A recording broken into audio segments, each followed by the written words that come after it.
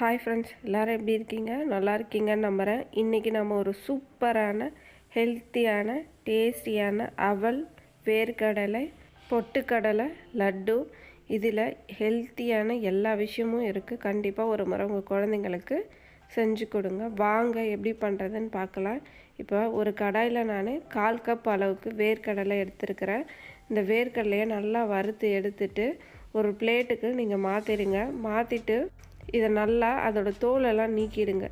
இப்போது அதே கடாயில் இன்னும் ஒரு 1/4 கப் அளவுக்கு நம்ம பொட்டுக்கடலை யூஸ் பண்ணிக்கலாம். அதான் உடச்ச கடலைன்னு சொல்லுவாங்கள்ல அது. அடுத்து அதே கடாயில் நம்ம 1 கப் அளவுக்கு அவல் எடுத்துக்கலாம். இது கொஞ்சம் கெட்டியான அவலாக இருந்தால் ரொம்பவே நல்லாயிருக்கும். இப்போ பார்த்தீங்க அப்படின்னா இந்த அவலை நல்லா ஒரு 5லேருந்து 6 நிமிஷம் நல்லா லோ ஃப்ளேம்லேயே வச்சு வறுத்து எடுங்க. டெய்லி குழந்தைங்களுக்கு என்ன ஸ்நாக்ஸ் கொடுத்து அனுப்புறதுன்னு தெரியலையே, இந்த மாதிரி இந்த லட்டெல்லாம் செஞ்சு வச்சுக்கிட்டிங்க அப்படின்னா ஒரு 1 வீக் வரைக்கும் நாம் யூஸ் பண்ணிக்கலாம். இது ரொம்பவே ஹெல்த்தியானதும் கூட.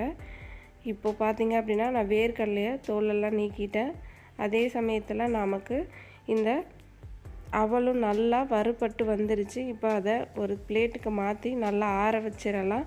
இப்போ நாம் சேம் கடாய் தான் யூஸ் பண்ணுறோம். அதே கடாயில் ஒரு டீஸ்பூன் அளவுக்கு நெய் விடுங்க. நெய் விட்டுட்டு உங்களுக்கு என்ன நட்ஸ் வேணால் நீங்கள் ஆட் பண்ணிக்கலாம்.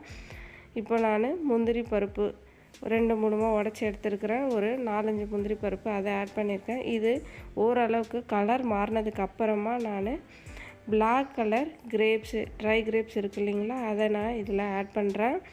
இது ஓரளவுக்கு கலர் மாறணும், அதுக்கப்புறம் தான் நீங்கள் ஆட் பண்ணணும். அப்படி இல்லை அப்படின்னா கிரேப்ஸ் டக்குன்னு வறுபட்டுரும். முந்திரி அவ்வளோ சீக்கிரம் நமக்கு வறுபட்டு வராது. இப்போ பார்த்திங்கன்னா அதே கடாயில் அதை மாற்றிட்டேன். வேறு ஒரு பிளேட்டுக்கு மாற்றிட்டு ஒரு 3/4 கப் அளவுக்கு வெல்லம் எடுத்துருக்கிறேன். நீங்கள் எவ்வளோ வெல்லம் எடுக்கிறீங்களோ அதே அளவு தண்ணியும் எடுத்துக்கோங்க. இப்போது நான் 3/4 கப் வெல்லத்துக்கு 3/4 கப் தண்ணி விட்டுருக்குறேன். அது வீடியோக்காக ஃபுல்லாக இருக்கிற மாதிரி காமிச்சிருக்கேன், ஆனால் 3/4 கப் தண்ணி தான் விட்டுருக்குறேன். இப்போ பார்த்தீங்க அப்படின்னா இந்த வெல்லம் நல்லா நமக்கு கரைஞ்சி வரணும். இப்போது இது ஆறிடுச்சு. அதனால் இது ஒரு மிக்ஸி ஜாருக்கு மாற்றி நல்லா இந்த ரவை பதத்துக்கு அரைச்சி எடுத்துக்கோங்க. ரொம்ப நைஸாகவும் இருக்கக்கூடாது, ரொம்ப குறன்னு இருக்கவும் கூடாது. ஒரு ரவை பதம் வந்தால் நமக்கு கரெக்டாக இருக்கும். இப்போ பார்த்தீங்க அப்படின்னா இதை நல்லா இந்த அளவுக்கு அரைச்சி கொண்டு வந்துக்கோங்க.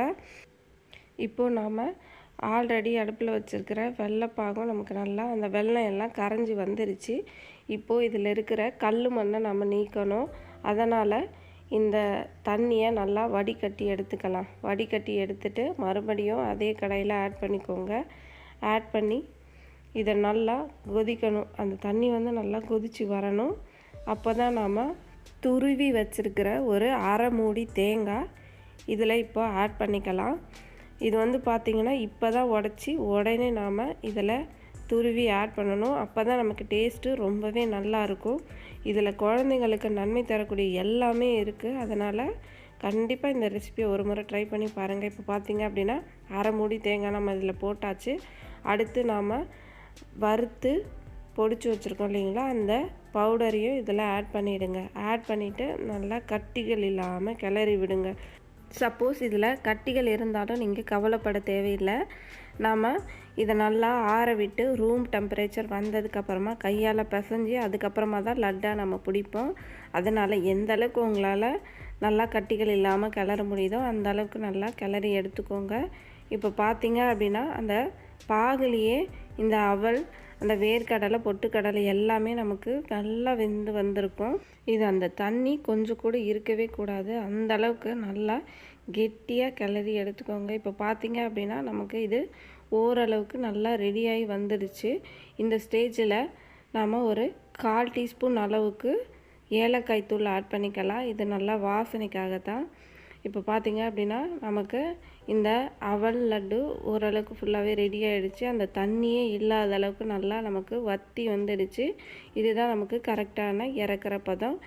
இப்போது இதை இறக்கிட்டு நல்லா ஆற வச்சு உங்கள் கை பொறுக்கிற அளவுக்கு நமக்கு இருக்கணும் அந்த ஹீட்டில். இப்போ நம்ம ஆல்ரெடி வறுத்து வச்சுருந்தோம் இல்லைங்களா, முந்திரி, திராட்சை, அந்த நெய், அது எல்லாத்தையும் இதில் ஆட் பண்ணிக்கோங்க. ஆட் பண்ணிவிட்டு ஒன்ஸ் நம்ம ஒரு கையால் லைட்டாக பெசரி விட்டுட்டு அதுக்கப்புறம் நீங்கள் உருண்டைகளாக பிடிச்சி எடுத்திங்கன்னா உங்களுக்கு சூப்பரான அவல் வேர்க்கடலை லட்டு செம்மையாக ரெடி ஆகிடும். இந்த வீடியோ உங்களுக்கு பிடிச்சிருந்ததுன்னா உங்கள் ஃப்ரெண்ட்ஸ் அண்ட் ஃபேமிலிக்கு ஷேர் பண்ணுங்கள், லைக் பண்ணுங்கள், கமெண்ட் பண்ணுங்கள். என்னோடய சேனலுக்கு சப்ஸ்கிரைப் பண்ணுங்கள். மறக்காமல் பக்கத்தில் இருக்க பெல் பட்டனை கிளிக்